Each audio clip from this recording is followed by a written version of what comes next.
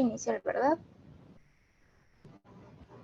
Bueno, pues la noche de hoy vamos a hablar sobre la investigación usando datos existentes.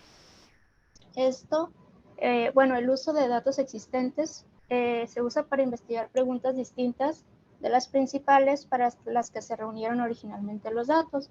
Esto refiere que es una forma rápida y eficaz de que los investigadores nuevos y con pocos recursos comiencen ya sea a responder preguntas de las investigaciones importantes, obtener una experiencia valiosa en un campo de investigación o tener un hallazgo publicable en un marco temporal corto. Nos mencionaba principalmente 3 métodos generales para usar estos recursos existentes. Mencionaba que existe el análisis de datos secundarios, que aquí va a ser el uso de datos existentes para investigar preguntas distintas de las principales para las que se reunieron originalmente los datos. Los segundos van a ser estudios auxiliares, en los que se van a añadir una o más mediciones a un estudio para responder a otra pregunta de la investigación distinta. Y por tercero tenemos las revisiones sistemáticas. Aquí se van a combinar los resultados de múltiples estudios previos de una determinada pregunta de investigación. Ok, entonces vamos a hablar así en general sobre las ventajas y los inconvenientes de la investigación usando los datos existentes. Tenemos que entre las ventajas principalmente van a ser la rapidez y la economía, ¿sale? Ya que aquí una pregunta de investigación de otro modo podría necesitar mucho tiempo y dinero para investigar, y esta puede a veces responderse rápidamente y de forma más económica. Entre las desventajas, pues aquí tenemos que la selección de la población a estudiar, los datos que se deben recoger, la calidad de los datos obtenidos y cómo se registraron y midieron estas variables, pues ya van a estar predeterminados, por lo que el investigador va a tener un control escaso o nulo de estos sobre los datos que se han recopilado y el modo en que estos se hicieron. ¿Vale? Entonces, en el análisis de los datos estudiados, tenemos que los datos secundarios pueden proceder desde historias clínicas, archivos de facturas de asistencia sanitaria, certificados de defunción, bases de datos públicos y entre otras fuentes. Pero estos estudios de investigación realizados en el centro del investigador u otros centros van a ser la principal fuente de los datos secundarios. Nos mencionaba que el acceso a estos datos van a estar controlados generalmente por el investigador principal del estudio o por un comité directivo, y que una de las mejores formas en las que un buen mentor puede ser útil aquí al nuevo investigador va a ser informándole y facilitándole el acceso conjunto a los datos importantes. ¿Sí? Bueno, entonces tenemos que el análisis de los datos secundarios, otras fuentes fructíferas de estos datos, van a ser grandes series de datos nacionales y regionales a disposición del público y que no tienen un investigador principal. Aquí en el artículo nos daba ejemplos de algunos que están disponibles en Estados Unidos. Por ejemplo, los registros de tumores, que son agencias financiadas por el gobierno y que estas se encargan de recoger estadísticas completas sobre incidencia, tratamiento, evolución de cáncer en determinadas áreas geográficas. Entonces aquí nosotros podríamos entrar directamente a revisar estos datos. Otros eran los certificados de defunción, donde pueden usarse para seguir la mortalidad en cualquier estudio de cohorte. Y aquí decía que se incluían todos los fallecimientos de Estados Unidos desde 1978 y que para nosotros, el científico ingresar a esta página solo necesitaba conocer el número de seguridad social o el nombre y la fecha de nacimiento del paciente, por lo cual tenía un fácil acceso. En los estudios Anheims, decía que iba a ser una serie de estudios en los que se evaluaba, eran una serie de estudios en los que se evaluaba la salud y estado nutricional de adultos y niños de Estados Unidos. Entonces aquí también nosotros podíamos entrar a buscar datos estadísticos, entre otros. Estos, pues obviamente, es como un ejemplo de cuáles son las páginas, por ejemplo, nosotros que podemos entrar a la página de la ONU o buscar como datos, epidemiología, entre otros. Entonces, igual en análisis de los datos secundarios, pues mencionaba que la información de estas fuentes puede ser muy útil para estudiar los efectos adversos infrecuentes y evaluar la utilización y la eficacia de la práctica clínica real en una intervención que se ha demostrado que funcionan en el marco de un ensayo clínico. Decía que el análisis de los datos secundarios es a menudo el mejor método para describir cómo se utilizan los tratamientos en la práctica clínica, ya que pues aquí podríamos entrar ya a ver los resultados como tal. También nos mencionaba que dos o más series de datos existentes pueden combinarse para responder mejor a una pregunta de investigación. Cuando no se disponía de los datos individuales, podía ser útil a veces la serie de datos en conjunto. Los estudios para detectar asociaciones basados en datos de conjuntos se le iba a denominar estudios ecológicos. La ventaja de estos conjuntos iba a ser su disponibilidad, pero su principal inconveniente es que las asociaciones van a ser especialmente susceptibles a la confusión, ya que los grupos tienden a diferir entre sí de muchas formas y no solo en la relación de una variable predictiva de interés. Aquí, por ejemplo, decía que pues igual en consecuencia las asociaciones observadas en conjunto no se iban a mantener necesariamente para un individuo. Por ejemplo, en las ventas de cigarrillos puede ser superior a estados con incidencias de suicidio elevadas, pero puede que las personas que se suicidan no sean las que fuman, ¿sí? Entonces, a esta situación se le iba a llamar falacia ecológica. Decía que el uso más adecuado de los datos conjuntos era para comprobar la credibilidad de una nueva hipótesis o para generar como tal una nueva hipótesis, y que los resultados interesantes ya podían buscarse en otro estudio que utilizara datos individuales. O sea, podíamos iniciar nosotros como buscando el conjunto, y si había un tema ya en específico que nos interesara más, pues ya buscar en otro estudio ya con datos individuales. Okay. Aquí en cómo empezar. Decía que para empezar en el análisis de datos secundarios, primeramente teníamos que elegir un tema de investigación y familiarizarnos con la bibliografía de este campo. En segundo, íbamos a investigar si la pregunta del estudio podía abordarse con un conjunto de datos existentes. Y nos decía que para esto la ayuda de un compañero experto podía tener valor para buscar una serie de datos apropiada y no perdernos. También decía que el investigador con experiencia podía ayudarnos a identificar y acceder a los datos adecuados, y que a menudo la pregunta del estudio necesitaba algún ligero cambio para encajar en los datos ya existentes.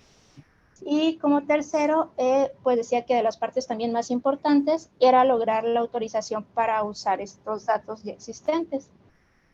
Aquí para la autorización decía que el investigador debía especificar claramente la información que buscaba y confirmar una solicitud por escrito a donde se iba a solicitar, y que también era una buena idea que en esta solicitud el tamaño que se solicitara fuera mínimo y que se ofreciera pagar el costo de la preparación de los datos a los pues, dueños, se podría decir, de esta información. Bueno, entonces vamos a comenzar ya con la división que habíamos mencionado con los estudios auxiliares. Aquí, como habíamos mencionado, el investigador va a añadir una o varias determinaciones a un estudio que ya existe para responder a una pregunta diferente. Aquí decía que una buena oportunidad para los estudios auxiliares nos la iban a proporcionar los bancos, por ejemplo, de suero almacenado, ADN, imágenes, que se encuentran en la mayor parte de los grandes ensayos clínicos y estudios de cohorte. Entonces nosotros de un estudio ya existente, pues íbamos a tomar este tipo de datos. Igual, ¿cuáles iban a ser pues las ventajas y desventajas de este tipo de estudios? Entre las ventajas, pues igual que son baratos y eficientes. Igual que el investigador puede diseñar algunas determinaciones de auxiliares claves para responder específicamente la pregunta que tiene de estudio. Y una de las facilidades es que podían añadirse a cualquier tipo de estudio, entre ellos los estudios de casos y testigos, los estudios transversales, pero que principalmente los estudios prospectivos de cortes extensos y los ensayos clínicos aleatorizados pues iban a ser los más adecuados en estos casos. Sin embargo, las desventajas aquí pues sería que la obtención de la autorización de los investigadores o del patrocinador para realizar el estudio auxiliar y para formar a quienes realizan las determinaciones o para tener un nuevo consentimiento informado de los participantes, ya que pues lo íbamos a realizar en un estudio pues que ya estuviera adelantado o terminado. Igual, ¿cómo íbamos a realizar o cómo empezar a realizar estos estudios auxiliares? Aquí nos decía que un buen punto de partida era identificar los estudios con preguntas de la investigación que incluyan la variable predictiva o la variable de respuesta de interés. Ya una vez tras identificar un estudio que proporcione una buena oportunidad para realizar mediciones auxiliares, iba a ser el siguiente paso, pues sería lograr la colaboración de los investigadores en el estudio. Es decir, que la mayoría de los investigadores consideran la adición de breves medidas auxiliares a un estudio ya establecido si abordan una pregunta importante y no interfieren notablemente con la realización del estudio principal. O sea que si para ellos es importante lo que nosotros vamos a aportar, pues se iban a notar interesados y que pueden ser gracios a añadir mediciones que precisen mucho tiempo de los participantes, por ejemplo, pruebas de función cognitiva o que sean cruentas y molestas, como realizar una colonoscopía, o costosas como tomografía por emisión de positrones. Entonces, que sí teníamos que valorar como no meter este tipo de cosas en el estudio para que pues el investigador pues no lo probara con más facilidad. Y pues en general decía que se necesitaba la autorización formal del investigador principal o del correspondiente comité del estudio para poder añadir un estudio auxiliar. Decía que la mayor parte de los estudios extensos y multicéntricos tienen procedimientos establecidos que precisan de una solicitud por escrito, que era lo que mencionábamos anteriormente. Generalmente el estudio auxiliar propuesto va a ser revisado por un comité y que puede ya sea aprobar o rechazar al revisar dicho estudio. Muchas de las determinaciones auxiliares van a precisar financiación y el investigador de este estudio debe encontrar un modo de pagar este coste. Entonces, pues también tendríamos que valorar que no fuera pues muy costoso, ¿no? La otra parte van a ser las revisiones sistemáticas. Aquí en las revisiones sistemáticas, principalmente vamos a identificar un conjunto de estudios ya realizados que analizan una pregunta de la investigación concreta y van a evaluar los resultados de estos estudios para llegar a conclusiones sobre un cuerpo de investigación. Los aspectos estadísticos de una revisión sistemática es lo que se va a denominar como un metaanálisis. Y aquí vamos a requerir una sorprendente cantidad de tiempo y esfuerzo, ya que pues va a ser como investigar mucho y leer mucho y que generalmente no va a precisar una financiación importante ni otros recursos, pues porque solamente se va a centrar en recabar datos. Bueno, entre los elementos de una sistemática, nos decía que los que debía contener básicamente iba a ser como número 1, la pregunta de investigación que fuera clara. Como número 2, la identificación exhaustiva y sin sesgo de los estudios ya realizados. Igual la definición clara de los criterios de inclusión y exclusión que íbamos a tener. Después un resumen uniforme y sin sesgos de las características y hallazgos de cada estudio. Una presentación clara y uniforme de los datos de los estudios individuales. Como se dice, el cálculo de un estimador de resumen del efecto y un intervalo de confianza basado en los hallazgos de todos los estudios elegibles y cuando proceda. De esto vamos a hablar también un poquito más adelante. Como 7, la valoración de la heterogeneidad de los hallazgos de los estudios individuales, la valoración de un posible sesgo de publicación y como último, el análisis de subgrupos y análisis de sensibilidad. Aquí, en las revisiones sistemáticas, pues como comentábamos, debía de incluir los criterios de inclusión y exclusión y ser muy específicos en estos. decía que un protocolo de revisión sistemática debería de proporcionar una buena justificación, tanto como para incluir como para excluir los estudios, y que estos criterios debían establecerse como prioridad. Debía revisarse independientemente por 2 o más investigadores de idoneidad de cada uno de los estudios potencialmente elegibles y por desacuerdos para resolverlos por otro revisor o se resolverían estos en consenso. Aquí tenemos un ejemplo en que nos menciona que los criterios debían de manejar, por ejemplo, el periodo durante el que se publicaron los estudios. ¿Qué tipo o qué diseño de estudio va a ser el que vamos a incluir? La población de estudio, las intervenciones o factores de riesgo de los integrantes, los grupos testigo aceptables, otros requisitos de diseño, por ejemplo, los enmascaramientos de ensayos clínicos o control, o posibles factores de confusión específicos en estudios de observación. Igual las variables de respuesta aceptables, la pérdida durante el seguimiento máximo aceptable y de la duración mínima aceptable de un seguimiento. Aquí igual en la recopilación de datos de los estudios elegibles, decía que para que los datos debían obtenerse de cada estudio de un modo uniforme y sin sesgos. Generalmente lo iban a realizar independientemente 2 o más con mediadores que usan los formularios prediseñados.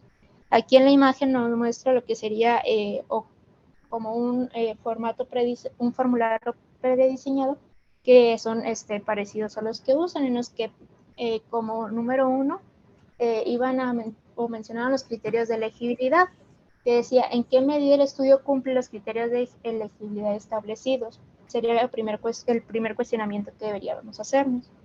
El segundo, las características del diseño.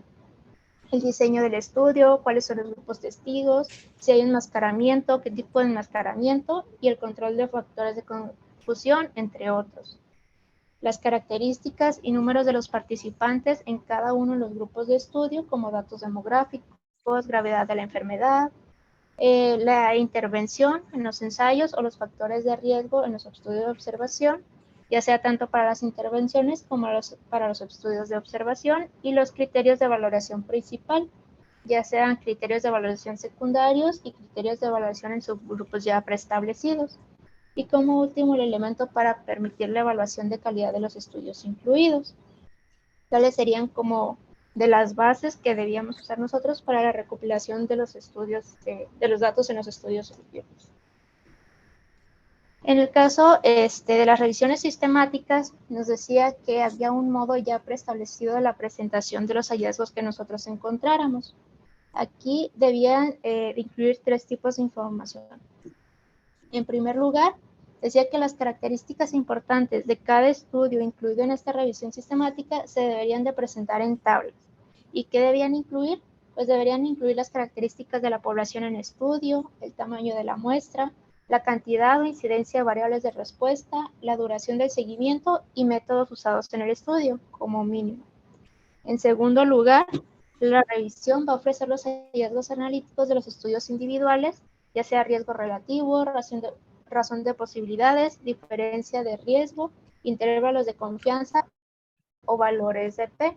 Y estos los podríamos presentar ya sea en una tabla o una figura. Y finalmente, si no hay heterogeneidad importante, el metaanálisis debía presentar estimadores en resumen o intervalos de confianza basados en hallazgos de todos los estudios incluidos, así como análisis de sensibilidad y de subgrupos.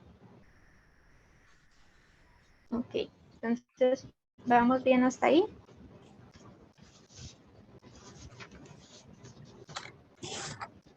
Sí, gracias, bueno, entonces, mencionamos, en el caso de los metaanálisis, los estadísticos de las revisiones sistemáticas, vamos a manejar un estimador de efecto o intervalo de confianza, la heterogeneidad y un análisis de subgrupos y de sensibilidad. Aquí, como el estimador de resumen del efecto o intervalo de confianza, tenemos que cuando se han identificado todos los estudios realizados, se han elegido los que cumplen los criterios tanto de inclusión como de exclusión y se ha obtenido datos de cada uno. Así se iba a calcular un intervalo de confianza y un estimador de resumen. ¿A qué nos referimos con el estimador de resumen? Pues aquí el efecto resumen va a ser un efecto promedio ponderado por la inversa de la varianza del criterio de una valoración de cada uno de estos estudios. Okay. Aquí decía que el principal objetivo de un metaanálisis iba a ser calcular el estimador de resumen de efecto y un intervalo de confianza. ¿Sí? Había dos formas de hacerlo. Había un modo intuitivo y uno el que usábamos en la práctica real. Para el método intuitivo, decía que se iba a multiplicar cada variable de la respuesta del estudio, como el riesgo relativo, por el tamaño de la muestra. Y estos se iban a sumar con los productos y dividirlo por la suma de pesos. En cambio, en la práctica real, se usaba como el peso por cada uno de los estudios el inverso de la varianza del estimador del efecto por cada estudio individual. ¿Sí? El inverso de la varianza iba a ser como una estimación de la precisión del estimador del efecto, mejor que en el tamaño de la muestra, porque decía que tenía en cuenta el número de respuestas y la distribución de estas. El estimador del efecto medio ponderado se iba a calcular de la siguiente manera. Se iba a multiplicar cada valor relativo del estudio por el logaritmo del riesgo relativo o cualquiera de otro estimado de riesgo, como por ejemplo el logaritmo del cociente de posibilidades o la diferencia de riesgos, y sumando estos productos y dividiéndolo por la suma de los pesos relativos. Aquí decía que los estudios pequeños solían dar una gran varianza y que un intervalo de confianza amplio alrededor del estimador de riesgo, y los grandes estudios iban a dar una varianza más pequeña y que un intervalo de confianza estrecho alrededor del estimador de riesgo. Por lo tanto, en un metaanálisis, los estudios extensos iban a tener mucho peso relativo y los pequeños estudios iban a tener un peso relativamente más bajo. Para determinar aquí si el estimador de resumen de efecto es estadísticamente significativo, se va a calcular la variabilidad del estimador de resumen de efecto. Por ejemplo, aquí nos mencionaba que había fórmulas ya establecidas para calcular la varianza de estimadores de resumen de riesgo. Por ejemplo, la mayor parte iba a usar algo que se aproximaba al inverso de la suma de los pesos relativos en estudios individuales, y que aquí la varianza del estimador de resumen se iba a usar para calcular el intervalo de confianza del 95% alrededor de un estimador de resumen, que era más o menos 1.96 por la varianza entre ellos. Entre estos, los modelos de efectos aleatorios y de efectos fijos, decía que además de este modelo estadístico, el investigador debía también escoger el uso de modelo de efectos fijos o efectos aleatorios. El modelo de efectos fijos iba a calcular la varianza de un estimador de resumen ponderado basado en un inverso de la suma de los pesos de cada estudio individual. El modelo de los efectos aleatorios iba a sumar a la varianza del resumen de efecto en proporción a la variabilidad de los resultados de estos estudios por individual. Y los estimadores de resumen de efecto decía que suelen ser similares usando ya sea uno u otro modelo, pero la varianza de resumen de efecto iba a ser mayor con el modelo de los efectos aleatorios. Esto en la medida en que difieren los resultados de estudio individuales y el intervalo de confianza alrededor del resumen del efecto, pues iba a ser por consecuencia mayor, de modo que los resultados de resumen iba a tener menos probabilidades de ser estadísticamente significativos. En los metaanálisis se debía establecer claramente si se usa un modelo de efectos fijos o de efectos aleatorios, ya que si los estudios identificados mediante una revisión sistemática son claramente heterogéneos, no iban a poder calcularse con un estimador de resumen. Aquí, en cuanto a la heterogeneidad y las pruebas estadísticas que esto utilizaba, pues principalmente que decía que la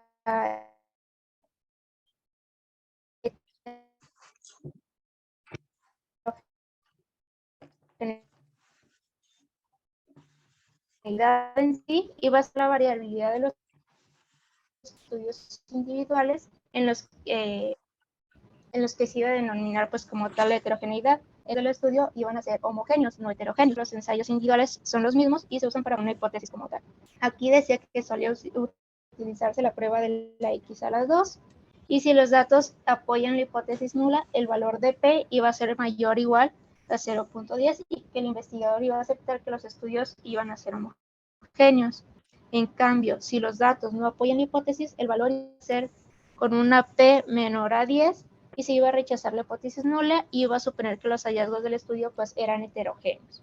Entonces, decía que todos los metaanálisis deben escribir las pruebas de homogeneidad con un valor de P, que es lo que nos iba a dar como la credibilidad al estudio, ¿no? Dependiendo del resultado. En cuanto a la evaluación del sesgo de publicación, aquí mencionaba que se producía el sesgo de la publicación cuando los estudios publicados no iban a ser representativos de todos los estudios que se han realizado. Entonces, que iba a haber dos modos de abordar este sesgo de publicación. Podían identificarse los estudios no publicados para incluir los resultados en un estimador de resumen, o de otro modo podía calcularse la magnitud del posible sesgo de publicación y de esta forma la información podía usarse para mover las conclusiones de la revisión sistemática. Así, si existe sesgo de publicación cuando los estudios no publicados tienen hallazgos diferentes a los de los estudios ya publicados. Aquí tenemos un ejemplo de unos gráficos en los que decía, si no hay sesgo de publicación, no debe haber ninguna asociación entre el tamaño del estudio y los hallazgos. Decía que para el grado de esta asociación se iba a medir a menudo usando la T de Kendall como un coeficiente de relación. Si no existía este sesgo, una representación gráfica del tamaño de la muestra de estudio frente a la respuesta debe tener una forma de campana, que sería como el ejemplo primero, y con la punta cerca del estimador del resumen de efecto. Por ejemplo, aquí tenemos dos imágenes. En la de la izquierda tenemos el gráfico de embudo sin sesgo y en la de la derecha el gráfico del embudo con sesgo. Si vemos del lado izquierdo, tenemos el tamaño del peso de la muestra, en el que arriba es grande y abajo es pequeño, y en la parte de abajo el logaritmo del riesgo relativo, en el que del lado izquierdo es bajo y del lado derecho es elevado. Si vemos en la figura del lado izquierdo, los tamaños de la muestra pequeños, no iban a indicar un sesgo de publicación, porque hay estudios con un espectro de tamaño de muestras grandes y pequeños, y algunos estudios más pequeños iban a comunicar riesgos relativos bajos. En cambio, en la del lado derecho, tenemos un gráfico de embudo que sugiere sesgo de publicación, ya que pocos de los estudios más pequeños, que son los que tenemos abajo de la izquierda, iban a comunicar riesgos relativos bajos. Entonces, mencionaba pues que en estos casos era más propenso a presentar el sesgo. En cambio, del lado izquierdo, con la forma que nos presenta esta figura, la característica de esta forma, así como en campana, pues era característica ya de unos estudios sin sesgo. En cuanto al análisis de los subgrupos y de la sensibilidad, aquí nos mencionaba que se pueden realizar análisis de subgrupos usando datos de todos o de alguno de los subgrupos de los estudios incluidos en una revisión sistemática. Los análisis de sensibilidad, los análisis de sensibilidad iban a indicar una sensibilidad de los hallazgos de metaanálisis para ciertas decisiones sobre el diseño de la revisión sistemática o la inclusión de determinados estudios. Sin embargo, las revisiones sistemáticas debían generalmente incluir análisis de sensibilidad si alguna de las decisiones del diseño parecían cuestionables o arbitrarias. Los metaanálisis decía que podían incrementar la potencia para responder así a una pregunta de investigación, aunque iban a tener desventajas, ya que de no incluir los datos a nivel individual para permitir el ajuste de las posibles variables de confusión, o para realizar análisis de subgrupos de manera individual. Y pues eso serían principalmente las tres formas de usar la investigación ya con los datos existentes, tanto con sus ventajas como con sus desventajas.